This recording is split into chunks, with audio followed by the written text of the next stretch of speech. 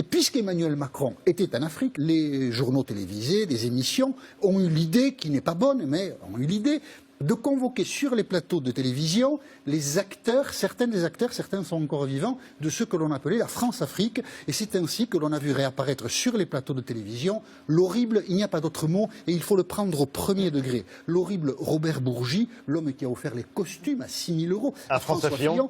Robert Bourgi, son histoire est simple, il a commencé à travailler avec Jacques Foccart au début des années 70 à l'Élysée, dans la coulisse de la République, la coulisse la plus noire, la plus horrible, la France-Afrique.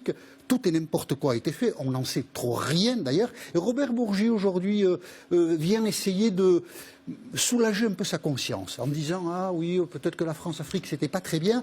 La France est la patrie des droits de l'homme, qui prône la démocratie partout. Eh bien la France, c'est-à-dire quoi? Des ministres, des premiers ministres, des présidents de la République, mais qui ont organisé cette chose horrible qu'on garnit les urnes à Paris, avec le nom du candidat, donc du président sortant, très souvent africain ou du pays africain concerné, voilà.